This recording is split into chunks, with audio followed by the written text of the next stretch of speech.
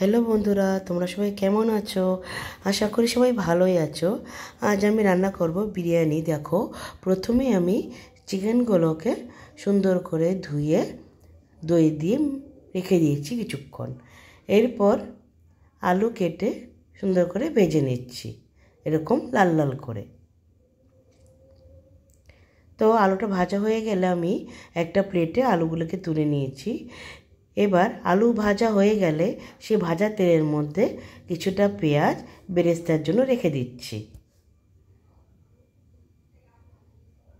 আর বাকিটা পেঁয়াজ দিয়ে আমি মাংসটা রান্না করব। তো দেখো, আমি মিক্সার মেশিনে লঙ্কা, রসুন, আদা পেস্ট করে নিচ্ছি।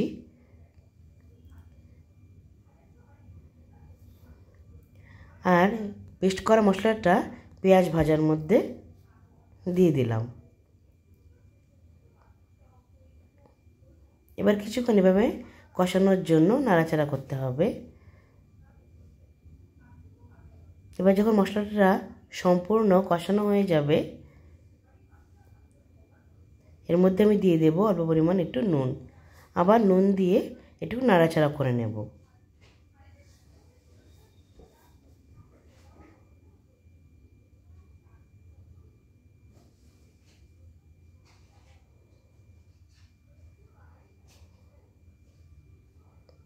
আমি অল্প একটু হলুদও দিয়ে নিচ্ছি, তাহলে মাংসের রঙটা দেখতে ভালো লাগবে।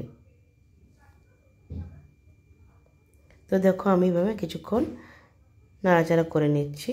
এবার মশলা কষানো যখন হয়ে যাবে, আমি একটু সানরাইজের বিরিয়ানি মশলাও এর মধ্যে দিয়ে দেব, তাহলে মাংসের যে রান্নাটা হবে সুন্দর একটা স্মেল আসবে।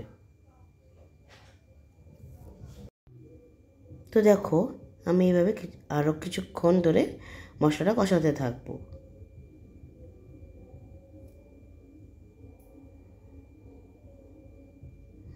এবার মশলা কষানোর পর আমি ম্যারিনেট করা চিকেনগুলো এর মধ্যে দিয়ে একসঙ্গে আবার একটু নাড়াচাড়া করে নেব, তাহলে মশলা আর মাংসটা একসঙ্গে পুরোপুরিভাবে কষানো হয়ে যাবে।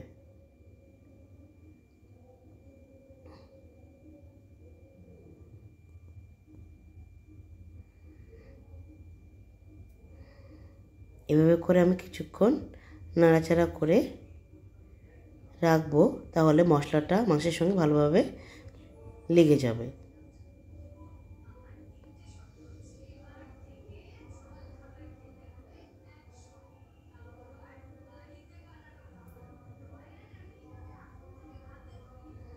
এরপর আমি ভেজে রাখা আলুগুলোকেও এর মধ্যে দিয়ে একসঙ্গে কষিয়ে নেব।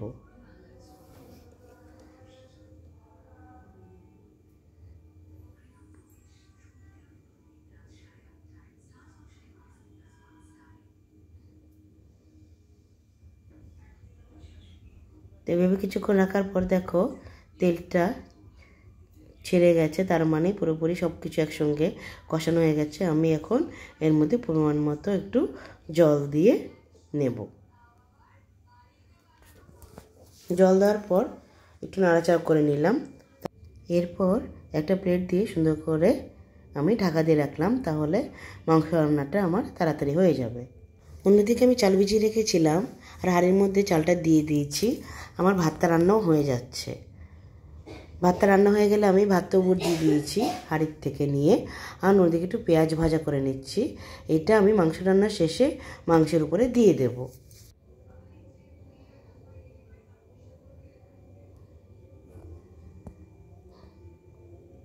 এবার আমি যে ভাতটা হয়ে গেছে হাঁড়ির মধ্যে ঢেলে দিলাম, এবং সানরাইজের বিরিয়ানি মশলাটা ভাতের উপরে দিয়ে দেব।